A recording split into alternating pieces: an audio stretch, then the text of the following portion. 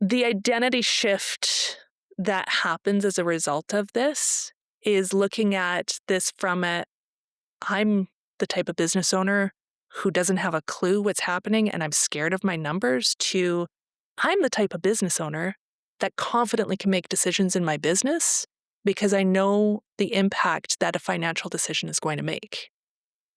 That is a powerful shift, and it's one that you don't have to make alone. A lot of times business owners feel that they're an island of one. Well, you're not. There's communities that are built to be able to help navigate through these together. One of the ones that I have done myself is to create the Wright Step Ecosystem and the next Wright Step community, both of which are community-minded groups that allow you to thrive, have conversations, and start to build confidence.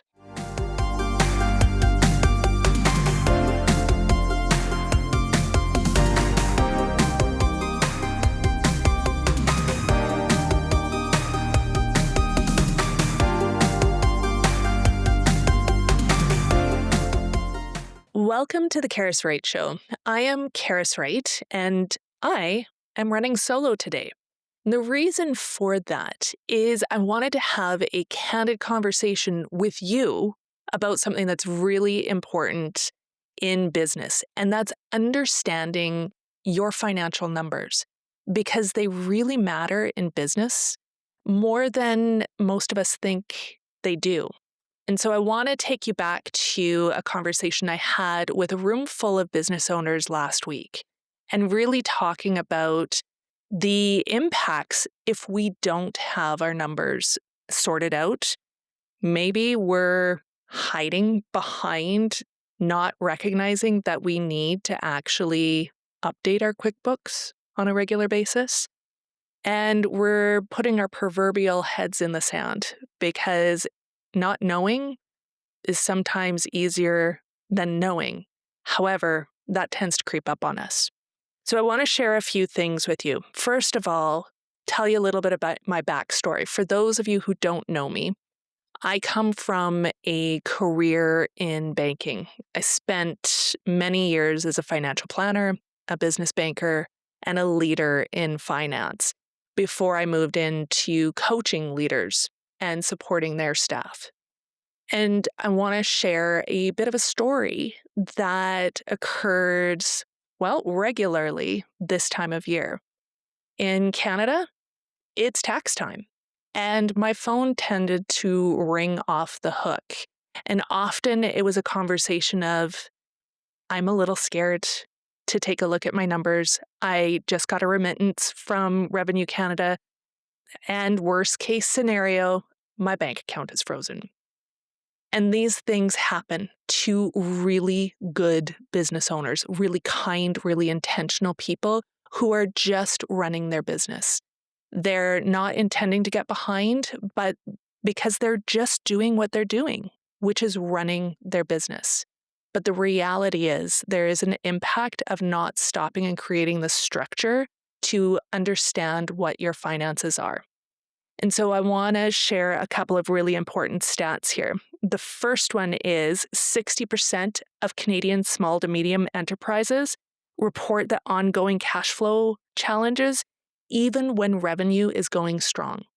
And what that is, it's not necessarily an issue with revenue coming in, it's actually a systems issue and a structure issue.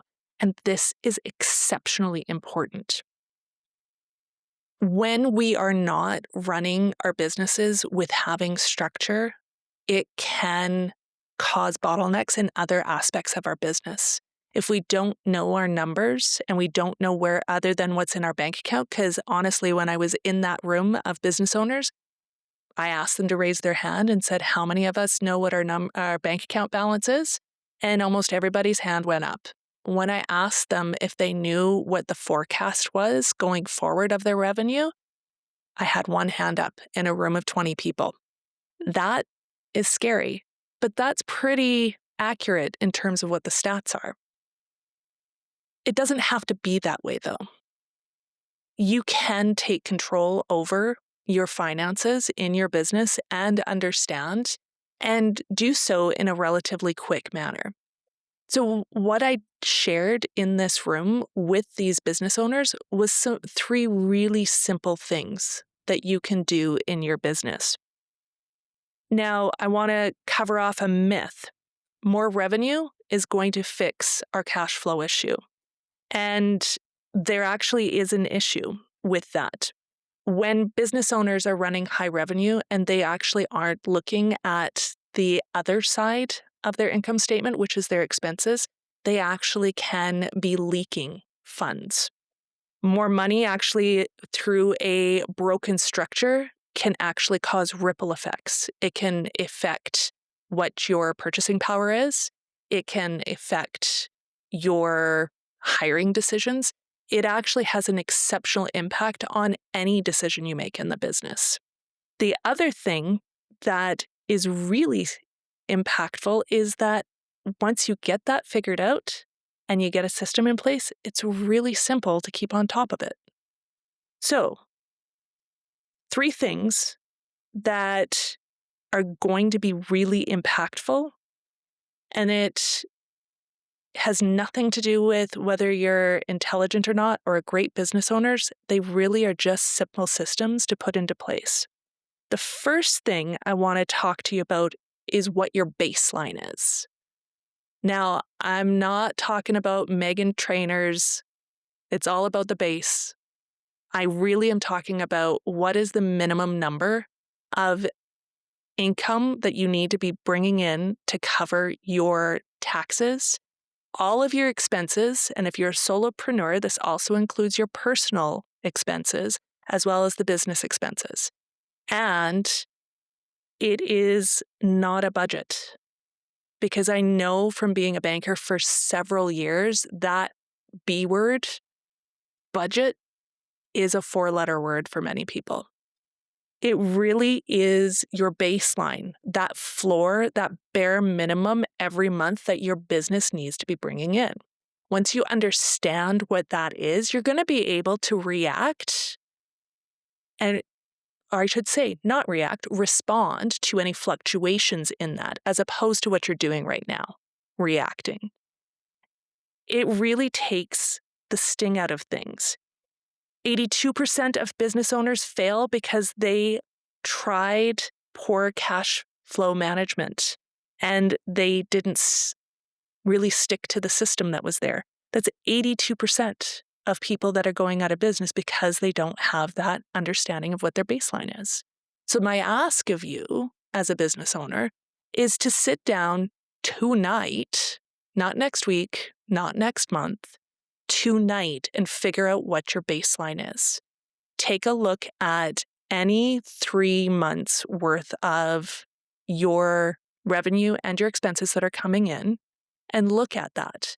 Now, if you're a seasonal business, take a look at, your busy season and your slow season so you can get a good understanding of what that looks like so that you can cover off that bare minimum when you are in that slow season and you can start to look at saving. This is the benefit of looking at understanding what your baseline is.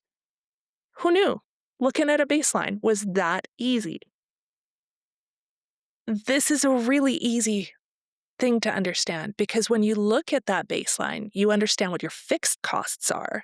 These are things that have to happen, whether they're rent, your mortgage, your loans for things, your gas, all the things that are tangible that have to happen.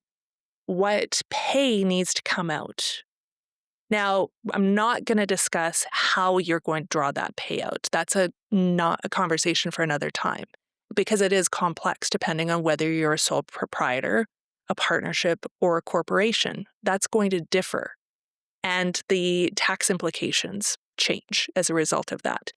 But you do need to understand what you need to draw out in order to cover things like keeping a roof over your head, keeping food on the table, and your electricity running. So once you understand what that is, you also need to take into consideration your tax obligation. There's nothing worse than not planning for your tax obligation, especially if you're a newer business owner that's moving from being an employee to being a business owner. Trust me, I've had many conversations. It creeps up on you before you realize it.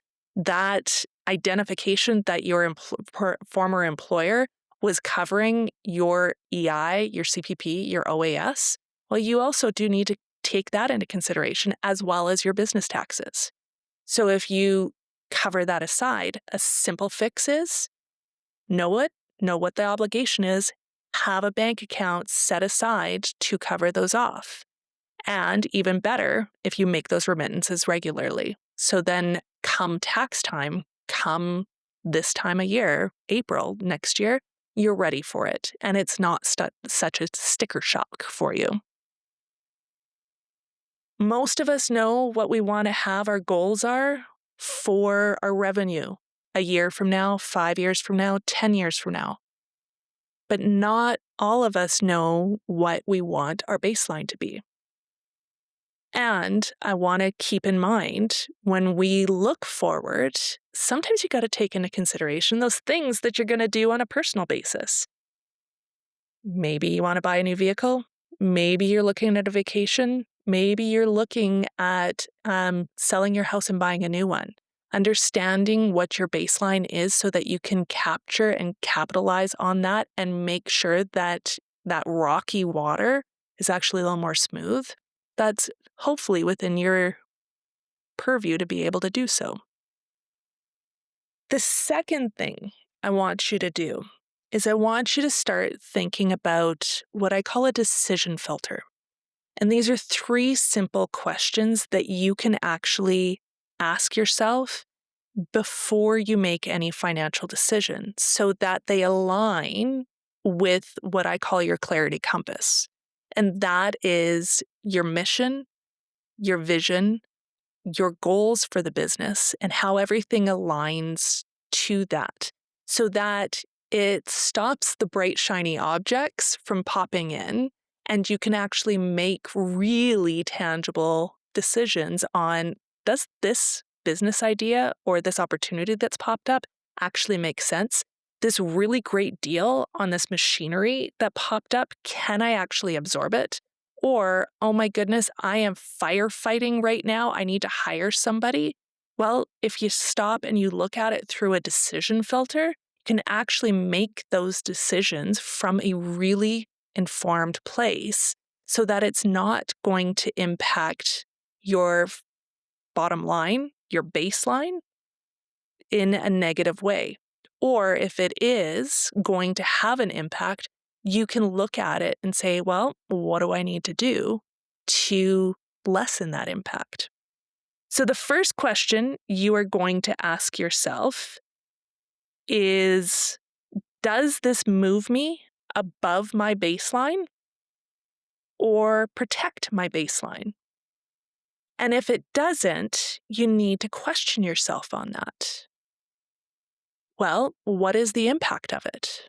What are the downstream effects to the rest of my business? If it does pull me down the baseline, is that for a short period of time? Can I absorb that? Do I have savings in it to be able to cover that? Or can I increase the revenue temporarily to navigate through that? If you can, well, that is a worthwhile decision to look at, maybe an opportunity saying yes to. If it isn't, then it's worthwhile going, okay, is this opportunity something that I can come back to 3 months from now, 6 months from now, and revisit it?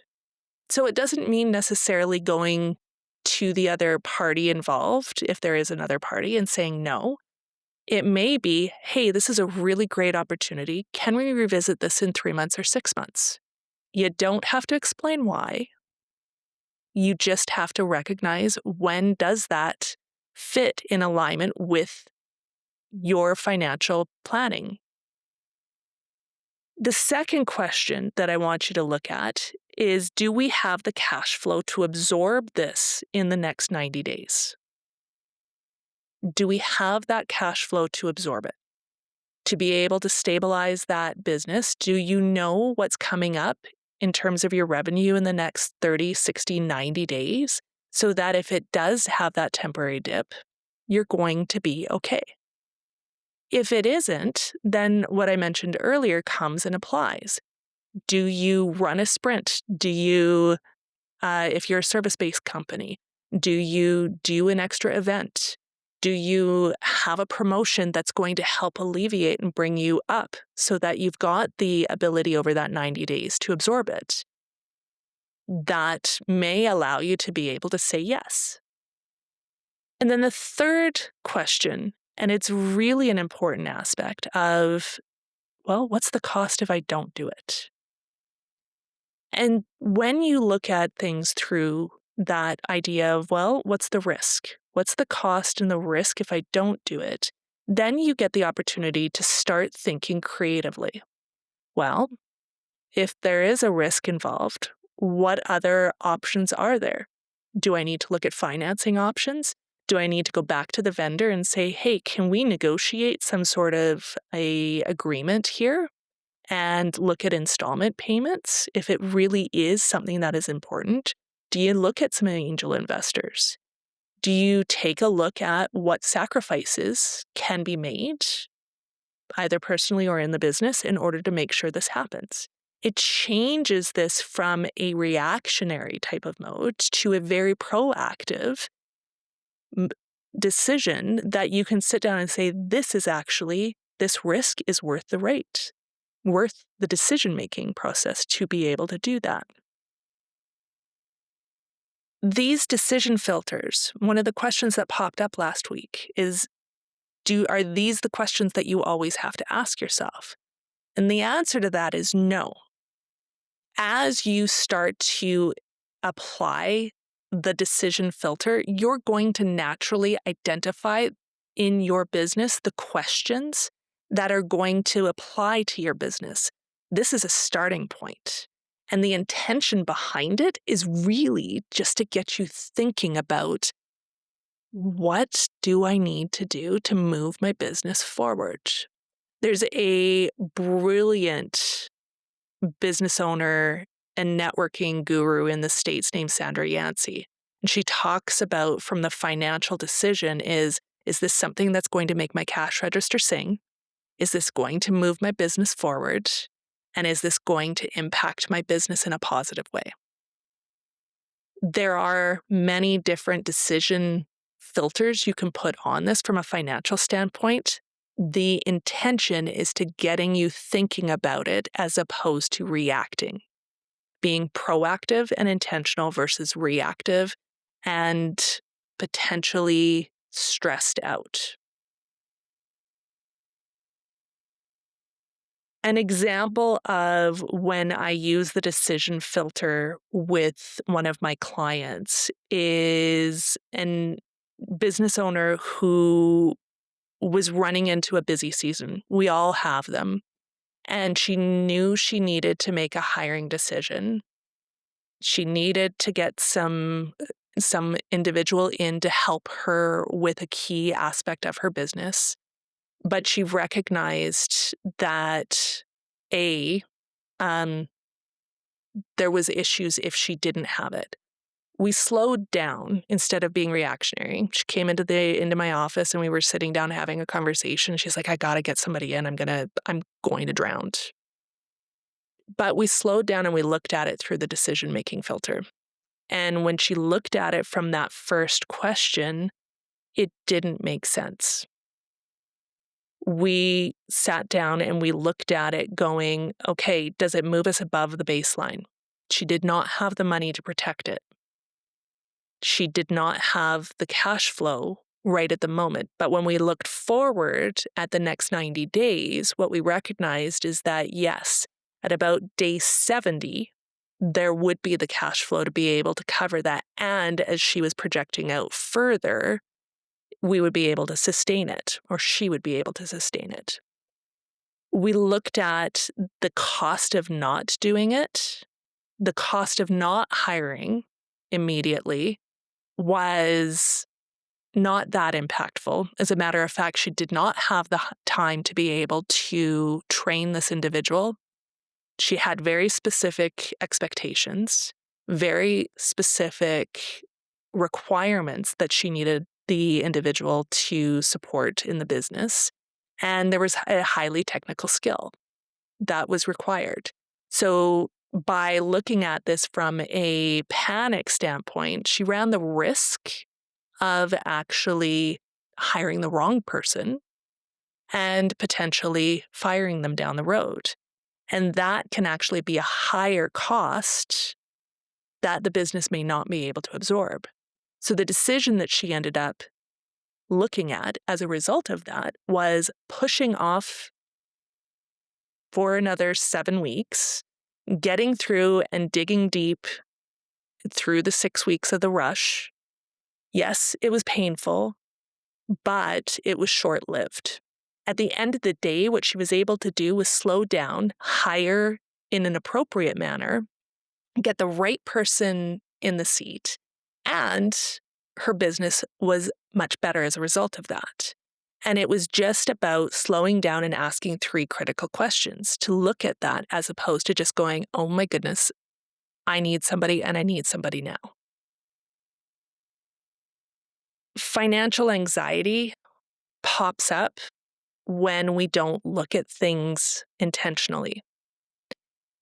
Most of us have short-term financial anxiety, but we treat it like a long-term issue. And that can actually cost us more emotional upheaval in the long term, as opposed to slowing down and going, okay, if I look at this and I actually look at what I'm dealing with, it's not that bad. It's painful. I might have to rob Peter to pay Paul, but we can navigate through it at the end of the day. Maybe it means cutting back on the amount of eating out. Maybe it's a matter of holding things down or renegotiating and getting in suppliers, dealing with a few things. But it's often short-lived. The third thing I want you to look at is that 90-day view I was talking about and referring to earlier. It really is not looking at budgeting or forecasting. It is really just looking at what is in front of you specifically for the next 90 days. So what's the revenue that you do have coming in based off of the information you know right now? How much of that is guaranteed? What of that is a little rocky? Because if that receivable may not be coming in on time, that's going to have a ripple effect for you. And just knowing how you need to navigate through that, it will allow you to make a stronger decision. And then looking at what are the expenses, both the reoccurring ones that are coming out, but also those random one-off ones that happen maybe once a quarter, once a year, once every 5 years, so that you can plan for it. As well as what are your tax installments, so you can navigate through that. Once you understand what that picture looks like, all of a sudden, it increases your confidence because you know what you're dealing with as opposed to what you have without it, which is anxiety, question marks, and a whole bunch of I don't know, so I'm going to pivot and gamble about like a bunny. Once you know, there's power because you can make decisions, you can make choices, and you can navigate from that place. It stops the reaction mode and it allows you to move into those pieces of, I got this. I can navigate. I can pull money out of investments if I've got them. I can make those decisions. And if you start to get into that habit, all of a sudden that forecasting, not just 90 days, you can start forecasting 6 months, a year, even longer out. That's the goal. But right now, we just need you to start looking at the next 90 days. knowing that eventually you'll be the type of business owner that starts looking at things in a much broader sense to be able to make bigger decisions. Start small and recognize it will grow from there.